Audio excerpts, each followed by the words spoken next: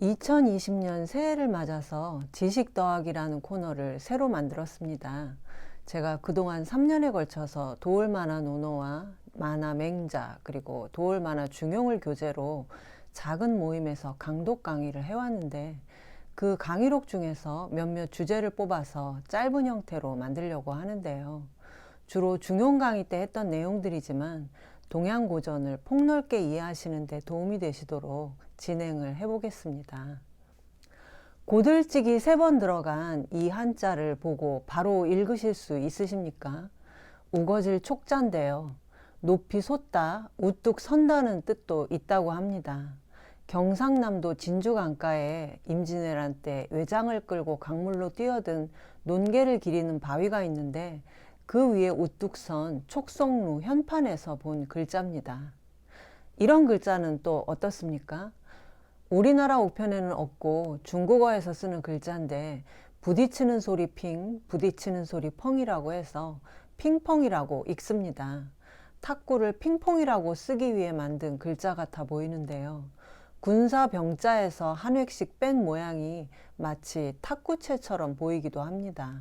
우리 한글은 표음 문자이기 때문에 외국어라고 해도 들리는 대로 쓰면 되는데 표의 문자인 한자는 거기에 해당하는 말이 없으면 만들어서 써야 합니다. 그래서 촉자처럼 기존에 있는 글자를 합치거나 핑펑처럼 획을 빼거나 해서 만들어 쓰는데 여기 들어가는 수고를 생각해 보면 21세기에 딱 맞는 첨단 글자가 바로 한글이 아닐까 하는데요. 한자와 한글이 이렇게 다른 만큼 중국과 우리나라는 확실히 그 뿌리는 다른 것 같습니다. 세종대왕이 한글을 만든 것도 나라의 말이 중국과 다르기 때문이 아니었습니까? 그런데도 중국과 우리나라는 국경을 맞대고 수천 년을 살아왔기 때문에 역사적으로 굉장히 큰 영향을 주고받아 왔는데요. 우리는 스스로 단일민족이라고 생각하지만 단일민족이 아니라고 합니다. 한국인 100명의 유전자를 정밀 분석한 결과 북반계에 속하는 동북아시아 유전자 집단과 남반계에 속하는 동남아시아 유전자 집단이 60대 40으로 섞인 것으로 나타났다고 하는데요. 단일 민족이라는 것이 과학적 사실이 아니라 그냥 그렇게 믿고 있는 것에 불과하다는 겁니다. 한민족이 과연 어디서 시작됐는지에 대해서는 그 어떤 연구 결과도 없습니다. 우리 역사인 고구려나 발해의 영역이 만주 지역을 포괄했던 것을 생각하면 북반계의 유전자가 우리에게 있는 것이 당연하다고 하겠는데요. 중국 사람들은 아주 오랜 옛날부터 황하 중류 지역을 천하의 중심으로 생각하고 그 지역을 중원 혹은 중국으로 불러왔습니다.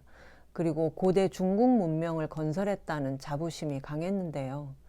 그런데 도올 선생님께서 중원을 통일한 수나라와 당나라가 왜 변방의 고구려를 정복하기 위해 백만대군을 일으켰다가 수나라는 망하고 당태종이 눈에 화살을 맞고 돌아갔는지 생각해 봐야 한다는 말씀을 하셨는데 바로 얼마 후인 송나라 때 금나라가 송의 수도인 개봉을 빼앗고 송나라 황제와 귀족 3,000명을 하얼빈으로 끌고 간 충격적인 일이 있었습니다.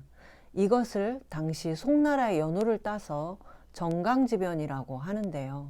북방민족이 중원 지역을 차지한 것이 이때가 처음이었고 북경이 수도로 쓰이게 된 것도 처음이었다고 하는데요.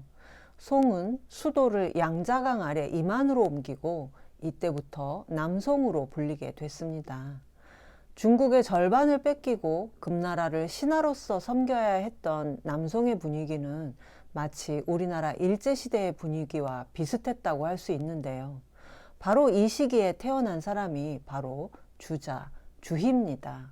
남송의 주자학은 한나라 이후 1000년간 지속되어 온 육경 중심의 유학을 사서 중심의 유학으로 바꾼 유학사의 중요한 분기점이 됐는데 왜 하필 남송시대 주자학이 그 분기점이 됐냐는 것은 한족이 처음으로 이민족에게 중원을 빼앗긴 이 사건과 깊은 연관이 있습니다. 이후 주자학이 조선 유학에 큰 영향을 미쳤지만 주자학의 탄생 배경에는 금나라의 침입이 큰 역할을 했던 건데요. 그런데 금나라는 여진족이 세운 나라입니다.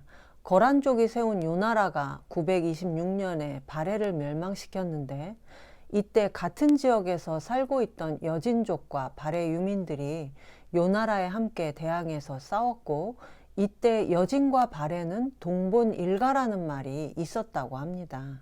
그리고 금나라가 중원에 진출한 이후 많은 발해인들이 금나라로 들어가 고위 관료층과 왕실의 일원으로 자리를 잡았는데요. 금나라와 송나라 모두 징기스칸에게 패하고 몽고 왕실인 원나라가 중국 전체를 차지했지만, 명나라 이후에 다시 청나라가 중국을 차지했죠.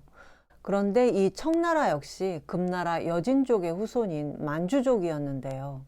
청나라 왕실의 성이 애신강나, 애신이 성이고 강나는 부족 이름인데, 애신을 한자로 바꾸면 김씨가 된다고 합니다.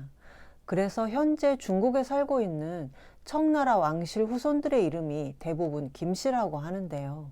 김씨야말로 한국의 대표적인 성이고 중국에 많지 않다고 하는데, 금나라의 금과 애신강나의 김씨가 우리나라 김씨와 연관돼 있다는 구체적인 정보들이 많이 있습니다. 만주족이 방에 부를 때는 온돌 중심의 가옥 문화를 가지고 있다거나, 여가 시간에 씨름을 즐기는 것도 우리와 공통되는 문화라고 할 수 있는데요.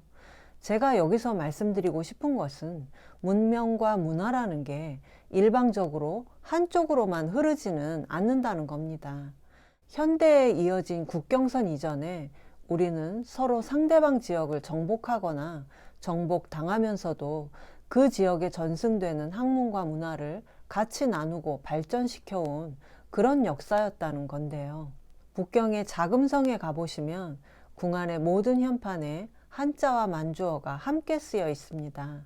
이걸 만한합벽이라고 하는데요.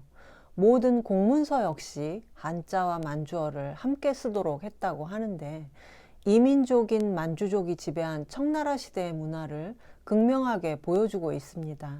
재밌는 것은 청나라 초기에 들어온 로마의 예수의 선교사들이 한자가 너무 어려우니까 먼저 표음 문자인 만주어를 배우고, 만주어와 한자가 함께 쓰인 책을 보면서 한자를 익혔다고 합니다.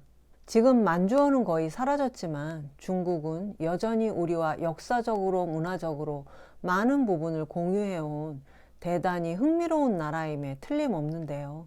우리가 그냥 중국 고전을 읽는 게 아니라 동아시아인이 함께 만들어온 역사와 문화를 이해한다는 마음으로 공부를 지속해 나가시기 바랍니다.